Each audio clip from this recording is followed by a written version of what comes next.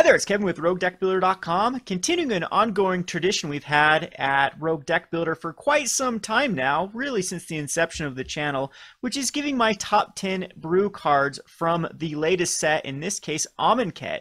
So this is a list of not the most powerful cards, not the most played cards, but the most interesting cards that I find personally to brew with. So without further ado, let's jump right into my top 10 cards that I want to brew from Amonkhet. Starting off with my obligatory honorable mention, which usually if there is a card that works in Soul Sisters, I'm going to include it in an honorable mention.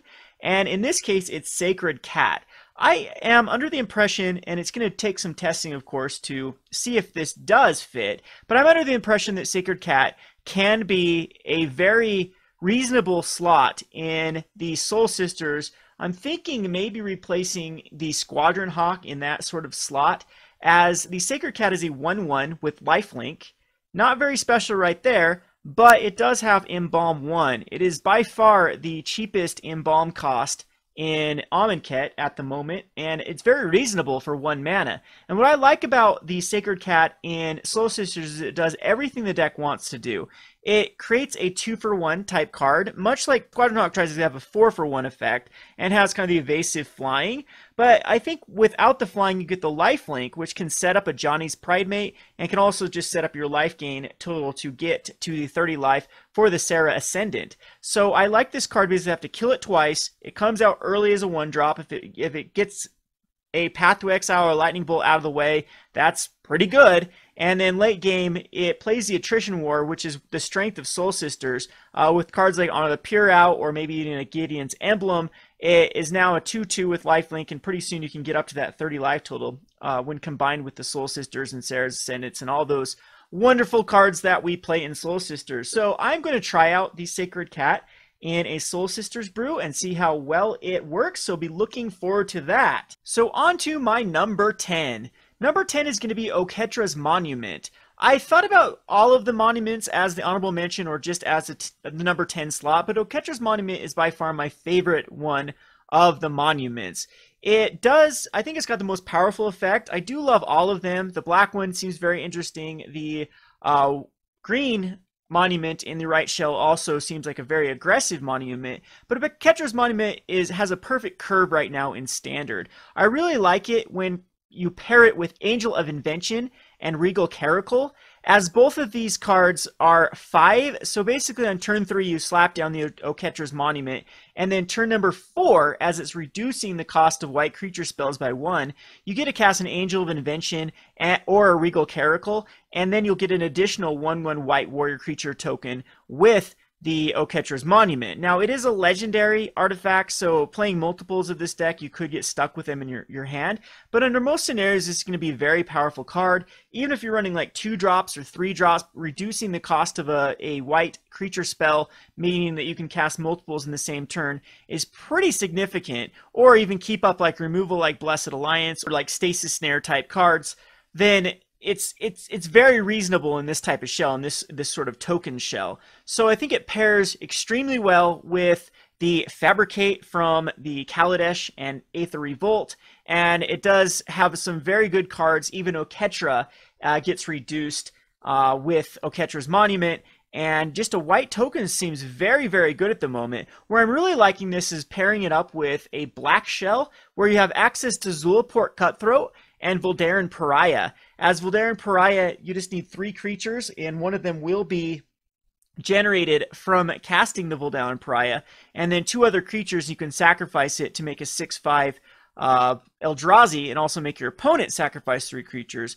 I also like this with Westvale Abbey, so I'm looking to try to rebuild a black-white tokens version, maybe even a mono-white token, and go with the Oketra's Monument in this type of shell. I also think it pairs very, very well with even Anointer Priest. Anointer Priest becomes kind of a pseudo Soul Sister with this card. And the Pious Evangel is something that it does generate a token with the Evangel. Then you can then sacrifice the token and then turn it into another Zulaport Cutthroat type card. Also, this card does create warriors, which makes it interesting in Frontier with cards like Chief of the Scale and Chief of the Edge. So looking forward to if people still play Frontier. I still love the format, but I'm thinking this could fit in a kind of white-black warrior shell. On to my number 9. Number 9 is a card that I think is going to enable a archetype that I really like to brew. I think it's been a while since like M14, since I really found a good home for this archetype, which I like to call grab and go. Now, the whole theory of grab and go is you use cards to gain control of your opponent's creatures and then sacrifice them. So basically all of your gain control cards become removal spells.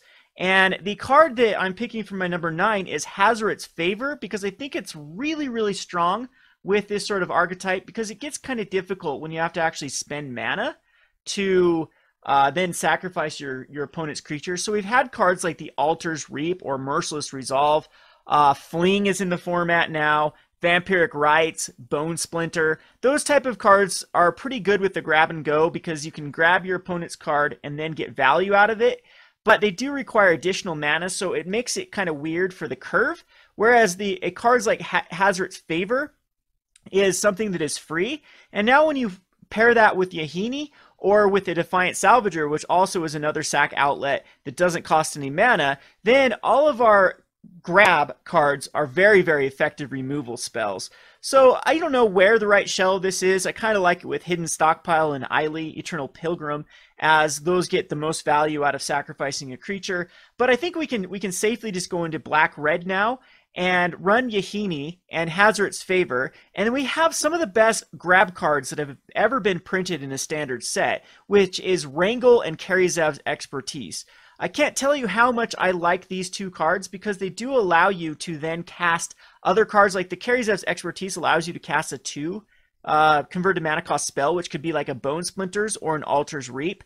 And Wrangle is just 2 mana to gain control of a card, so then you can have additional mana to do whatever you want. But right now we also have quite a few grab cards in the standard format. We have Hijack, which is the other 3 mana's converted mana cost that can grab a vehicle, which is really good with Heart of Quran, as you can grab the Heart of Quran.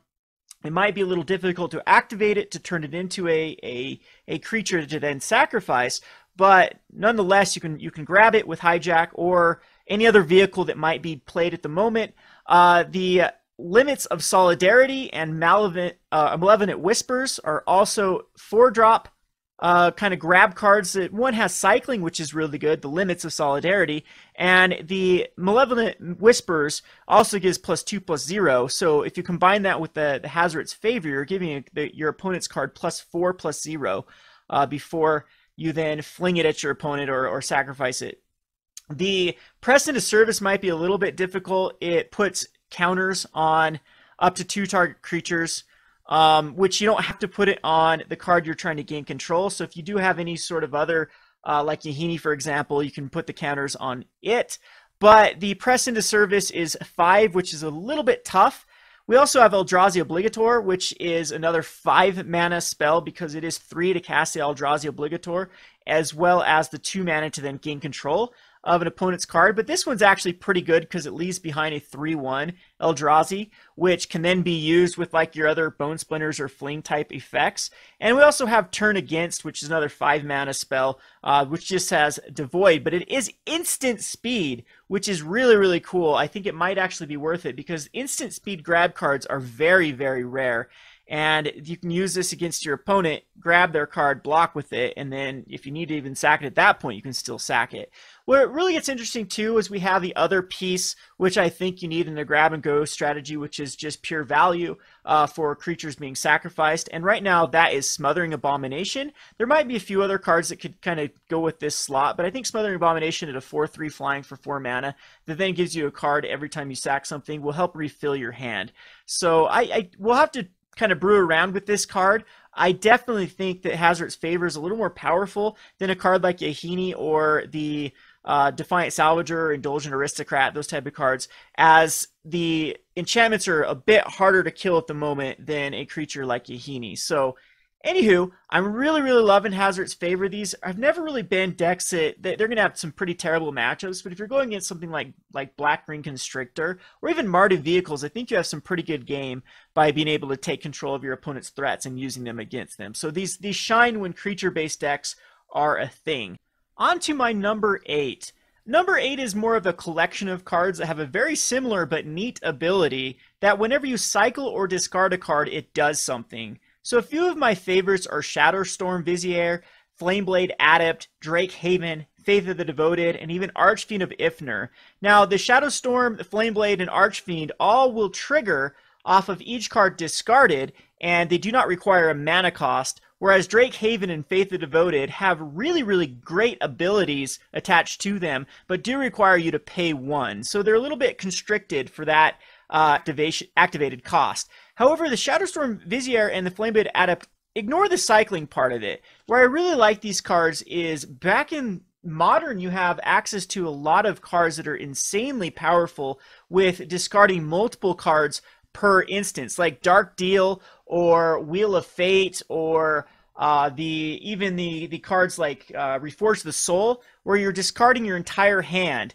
And then they activate. I need a judge to rule on this because I've been researching on the internet and there's some confusion whether it works more like a Johnny's Pride Mate. That means for just every card that has instance of doing something only triggers once, or if it's more like drawing cards where every card is drawn separately. From my understanding, discarding is something that is very similar to drawing, that every card that is discarded should have an additional trigger for the Shadowstorm and the Flameblade for all of these type of cards. So effectively, a Flameblade Adept or a Shadowstorm Vizier could be put in a Waste Not or Liliana's Caress type deck and just get out of control, have another kind of win condition with the Dark Deals and the Burning Inquiries and the Reforge the Souls. So effectively, getting like +5/+5 off a Flameblade Adept on as quickly as turn 2 off or turn 3 off Reforge the Soul is pretty significant. I'm all for it. So I'm going to brew probably around a Waste Not deck as soon as I can with these two cards. And then, of course, Faith of the Devoted and Drake Haven will be probably not modern playable, but I mean, I guess they could be. And we'll have to look at some modern interactions in this type of archetype with discarding. We also have some really cool cards with like Raven's Crime and Flame Jab that just requires with Retrace to discard a land. These seem pretty good with Drake Haven and Faith of the Devoted. Magmatic Insight kind of works with that. We still even have the Looter Scooter in Modern, even though it's banned in Standard. In Standard, you have cards like Crypt Breaker and Lightning Axe and Tormenting Voice and Cathartic Reunion that seem like that they can get some really good value. We have instant speed discard stuff if you go back a few formats back in Modern.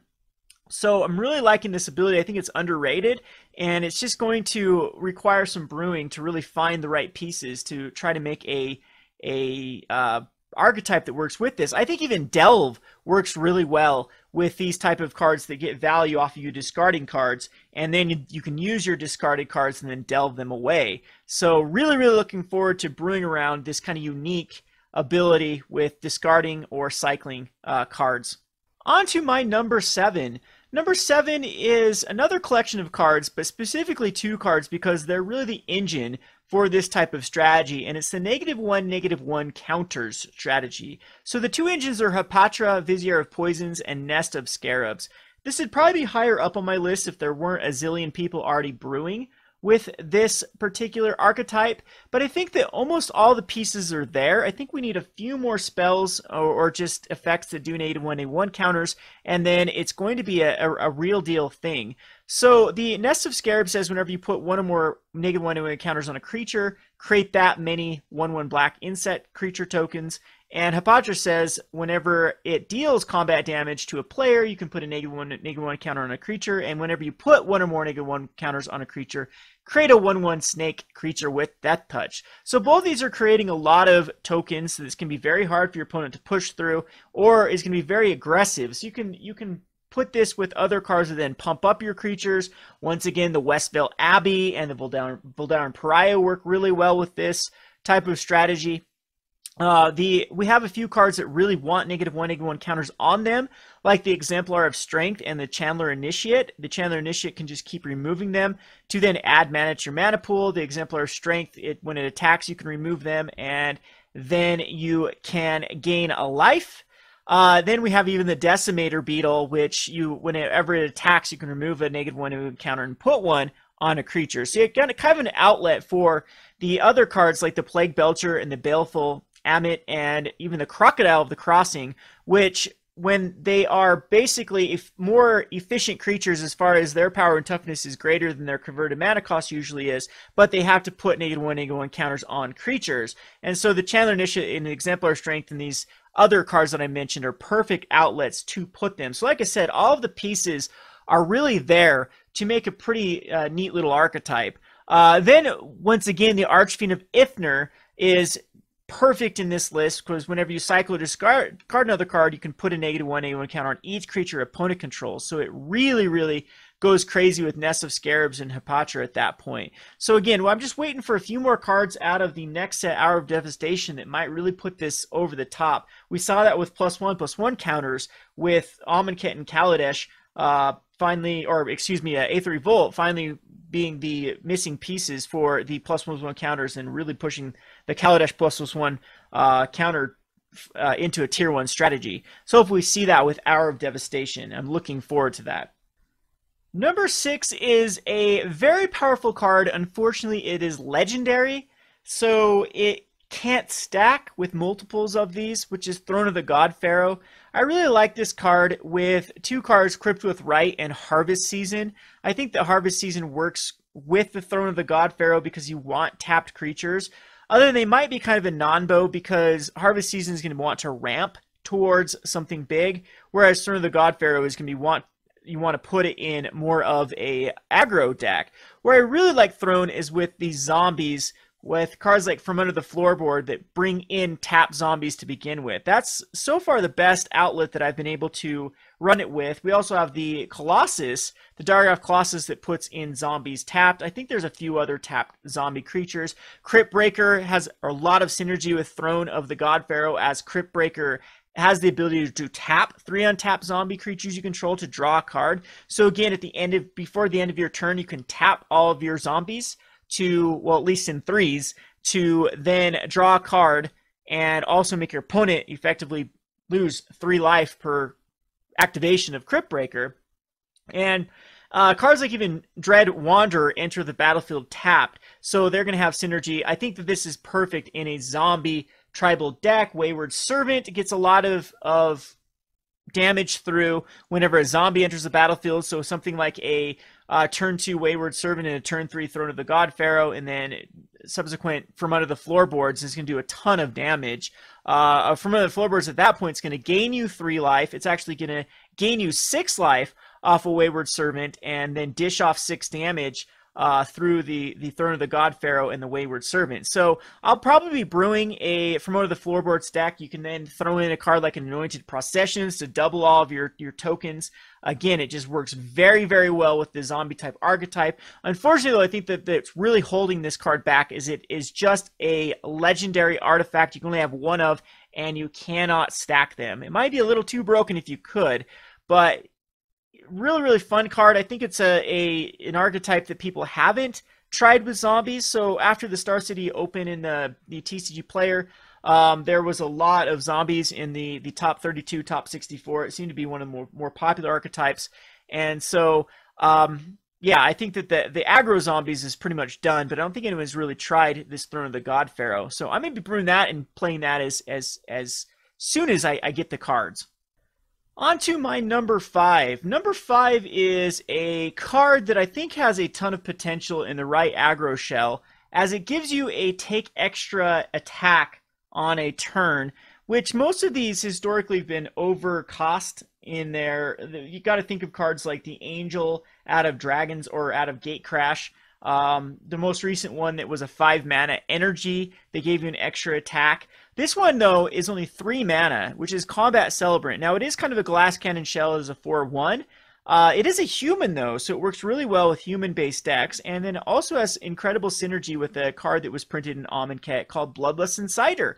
So basically, the Combat Celebrant, when it attacks, if you exert it, you get another attack phase, and then all of these cards like the Honored Crop Captain or the Handwear Garrison or anything else that has like an attack effect can then have another chance to trigger, and it can just overwhelm your opponent very, very quickly. I'd like this on like a turn 4 or a turn 5 with a Bloodlust Inciter or like a Reckless Bushwhacker to then give the Combat Celebrant haste, because out of nowhere you can just take over the game. It also pairs very well with cards like Always Watching or anything else going to untap it, because Exert can be exploited by then just having a way to untap it, as it will get another attack off of its own attack, and then the next turn it will be untapped to then attack again. So people have already played this card a little bit. There was a few Humans lists that did have it at the Star City Open, and Always Watching has been a pivotal piece in a lot of these Exert type decks. Speaking of the Bloodlust Inciter, it is also my number 4 pick, as I think that this is a little more versatile than the Combat Celebrant. I really like the Bloodlust Inciter, and where I think it fits in as far as a tier 1 strategy or an archetype that's already established is the green-red energy. I think that it is a very good 1-drop. A lot of times the green-red energy doesn't have a 1-drop. What they're doing is trying to attune with the Aether or a green pelt Rampager. But other than that, they are not doing anything on turn number 1. Well, in this case, you can establish the Bloodlust Inciter on turn 1, and then every card synergizes so beautifully with Bloodlust Inciter. Longtusk Cub gets to attack the turn it comes out on turn number 2, already generating 2 energy, and then being able to then put a counter on it and get out of shock range, for example, or magma spray range. The Voltaic Brawler can attack the turn it comes out for 4 damage on turn number 2. That is really good value. The Combat Celebrant you could put in with this. So as quickly as turn number 3, on turn number 2 you can attack with Voltaic Brawler for 4. Turn number 3 you can use an energy off of the Voltaic Brawler again, or it will still have its 4/3. The Combat Celebrant will then be able to attack with haste for another 4, untapping the Voltaic Brawler, which will still have its +1/+1 in trample. If you happen to have like an Aether Hub, then it can get another +1/+1 and attacking for 5, and that right there just seems like a ton of damage. Then it can be followed up with any sort of other aggression later on. So I really love this in the energy strategy, as Longtusk Cub, Voltaic Brawler, the Bristling Hydra, and Electrostatic Pummeler, all of those really, really want haste. It has other aggressive strategies. There are a ton of red cards that can use haste that we can definitely explore. This really reminds me of the Generator. One of my favorite cards ever printed. I can't think of the name. It's an elemental 2/1 that you can sacrifice it to add 2 mana to your mana pool and then cast a creature spell, and then that gains haste. This is very similar to that card. So even going back in other formats, going back into Modern and Frontier, I'm sure there is some really, really good cards that work with Bloodlust Inciter. I'm thinking of the Goblin that creates 1/1 token and then gets +1/+0 for each attacking Goblin. That would work out perfectly with that. Going in Commander, Bloodlust Inciter works perfect with like Krenko, giving it haste that turns it comes out. I know there's plenty of ways to do it with the Goblins, but here's just another one. So I think this is a very versatile, underrated card at the moment, and it should start showing up in a lot of top 8 lists, as this is one of the most powerful effects by giving creatures haste that's ever been printed. On to number 3. Number 3 is a card that goes in a pet deck of mine, which I have been toying around with for a long, long time. I haven't played it in a while. I need to revisit it, which is what I like to call like the Forbidden Artist or the Forbidden Worm, which is trying to combo off of Forbidden Orchard and Intruder Alarm, and then a card like Voyaging Satyr, or any way to turn your land into a creature. Intruder Alarm says whenever a creature enters the battlefield, untap all creatures. So if you can turn Forbidden Orchard into a creature, or have a card like Voyaging Satyr that can untap a land, then effectively you can create infinite mana out of Forbidden Orchard, as well as create infinite tokens for your opponent, which can have some very negative consequences when paired with a card like Suture Priest or Blood Artist, if you have a way to kill those tokens, or the worm out of the Mirrodin block, where when it comes into play, it deals -2/-2 to all creatures, and then they lose 2 life for each creature that died. So that can be a win con right there. Illness of the Ranks can make it so those creature tokens don't get any value, as it gives them all -1/-1.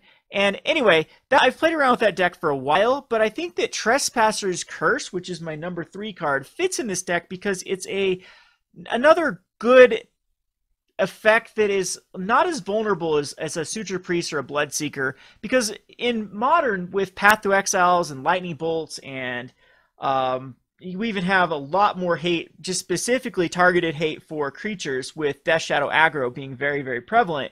I think that a card like Trespasser's Curse is a lot more resilient, only dies to Abrupt Decay, and dodges the rest of those. So Trespasser's Curse is whenever a creature enters the battlefield under enchanted player's control, that player loses 1 life and you gain 1 life. So you just curse them with the Trespasser's Curse. And it works really well too, because one of the cards that I like to use is Commune with the Gods, just to try to find Intruder Alarm. And this is another way that you can find the Trespasser's Curse or the Intruder Alarm with that specific card. And Trespasser's Curse also can be tutored up with there's some cards that can tutor specific curses, which could actually even go in this particular deck. So I really, really am looking forward to throwing this in the Forbidden Orchard type deck for Modern, and see if it is actually going to be viable. Because again, all you need to establish is the Forbidden Orchard, Intruder Alarm, and then a way to untap Forbidden Orchard, and then Trespasser Curse is the win con. You don't have to worry about trying to tutor up a worm, or have a Blood Artist and then you have to sacrifice it, or have a very vulnerable Suture Priest or Bloodseeker. So be looking forward to that. We'll try to live stream some Trespasser Curse Forbidden Orchard matchups and see how well we can do. On to my number 2. My number 2 is, I usually don't pick mythics because they're always on everyone's radar, and this one seems to be a pretty popular mythic. It's one of the most expensive cards out of the set, but I think I'm looking at her in a different angle than most people, which is Liliana, Death's Majesty. I want to run this in a Reanimator type shell with Ever After. Ever After says return up to 2 target creature cards from your graveyard to the battlefield. They become zombies in addition to their other types. And then you put it back in your owner's library. Liliana, her -3, which she comes out with 5 loyalty, so she's going to survive, says return target creature card from your graveyard to the battlefield. It becomes a zombie in addition to a type. So both those work very well if you can get creatures into the graveyard. Now there is cards like Tormenting Voice and Cathartic Reunion that work very, very well, but there's also these new cards that are cycling, like the Desert Sarodon and the Greater Sandworm, the Sheffet Monitor, which actually is very, very interesting because it has cycling 4, which then goes and gets a basic land. So it curves really well with Ever After, because on your turn 4 you can cycle it. It ramps you up to your turn 6, and then you have a 6/5, which is a decent little target for Ever After. Now there might be better things to do with ETB effects, but I think these are very consistent because you don't have to rely on multiple cards to put them in your graveyard. You can just cycle these away. The Archfiend of Ifnir, once again, I guess this should be my top card because it's utilized in so many of these top 10 list cards. The Archfiend also has cycling, and then when you're cycling another card, it has the control element of putting -1/-1 counters on each of your opponent's creatures. So I like this with Liliana and Ever After. I think it's quite powerful as a 5/4 flying. I don't think you need anything special with Liliana. Like yes, you could reanimate something like an Ulamog, or what's a really, really broken ATB effect at the moment. But it's unnecessary. I think that the cycling cards are enough. There are plenty, and we're probably going to get even more with the cards coming up out of the Hour of Devastation. I think the cycling will probably be another piece of or kind of mechanic that they're going to showcase for that. So Liliana, Death's Majesty in a reanimation, not more of a value strategy, is where I like her as far as a rogue type brew. So drumroll, on to my number 1. I think that always the cards that are going to have synergy, the most synergy with Waste Not, one of my favorite cards ever printed, is going to hit my number 1 slot on my top 10 list. And this particular one is going to be Shadow of the Grave. Shadow of the Grave says, return to your hand all cards in your graveyard that you cycled or discarded this turn. That is pretty insane with Waste Not and Dark Deal. Where I like this is if you actually end up drawing it off of the Dark Deal. Like, it can't be in your hand unless you have some way to cast it from your graveyard, which, I mean, there's plenty of ways in Modern that can do so. But Shadow of the Grave is really, really fun because if you have Waste Not, and then if you've used a Wheel of Fate, or you've used a Dark Deal, and then you discard your hand, and then you draw a Shadow of the Grave, you probably should have some mana being generated off of Waste Not if your opponent also discarded a land. And then you can basically just cast a Shadow of the Grave and get everything back. Now, the problem with like cards like Burning Inquiry and Dark Deal is their card disadvantage if you don't have the Waste Not out. But if you actually just cast a Burning Inquiry on turn number 3, for example, and discard 3 cards, and you still have the Shadow of the Grave in your hand, then you can actually cast the Shadow of the Grave and then draw 3 cards, all the other cards you've discarded this way.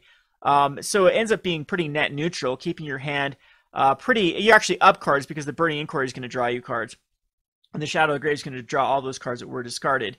And it just seems really, really powerful. So this is on my to-do list for sure, trying to make a Waste Not. There's just too many ways right now to go with Waste Not, whether you pair it with Liliana's Caress, whether I really want to try it with the Karizev's Expertise and the As Foretold with cards like Wheel of Fate and Restore Balance. I think those would work pretty good with a Waste Not type strategy.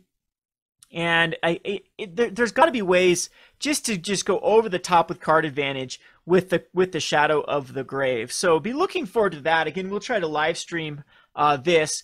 Speaking of which, we have the 5 million views live stream party that I'm going to be trying to do whenever I get a day that we can do that. So I'm going to try to get caught up with videos, and then we'll do a live stream. And this one definitely will be on my to-do list, my top priority, to try to showcase a Shadow of the Grave deck. So basically, that is my top 10 list. We'll just go over the top 10 really, really quickly. At number 10, at the honorable mention, we had the Sacred Cat. At the number 10, we had the Oketra's Monument. The number 9, the Hazoret's Favor. The number 8 is the Cycling cards, or the cards that get value out of cycling and discarding, like the Shadowstorm Vizier. The number 7, we had the Hapatra / the Nest of Scarabs for the -1/-1 counters. Number 6 was the Throne of the God-Pharaoh for the enter the battlefield tapped creatures or just aggression type strategies. Number 5 and number 4 are really showcased around the Bloodlust Inciter and the Combat Celebrant type combination. Number 3, the Trespasser's Curse for the Forbidden Orchard deck. Number 2, Liliana's Death's Majesty for a reanimation type strategy. And number 1, the Shadow of the Grave with the Waste Not. So this was a very, very fun set to try to pick cards for the top 10 brew cards.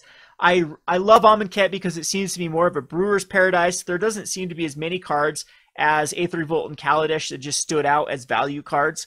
And most of these require a little bit of thought to make them work. And that's why I like sets in Magic the Gathering. So kudos to the design team for this set. Hopefully we see a very similar set for the Hour of Devastation. Standard seems to be wide open at this moment. I'm really enjoying playing it. So I do want to get back to playing some Frontier matchups, but at the moment I think that we have plenty to showcase in Standard. So Frontier's going to have to take be on the back burner for a while. Anyway, I hope you enjoyed this list. If you have any of your own top 10 lists, I will be giving out a Modern Masters booster pack, or I don't know, maybe a signed card. We're going to give out a prize for the most interesting top 10 rogue cards to brew around. If you just put that in the comment section below, you're eligible for a giveaway. We'll figure it out. We'll announce it upcoming soon. Anyway, this has been Kevin with RogueDeckBuilder.com. Thanks for watching.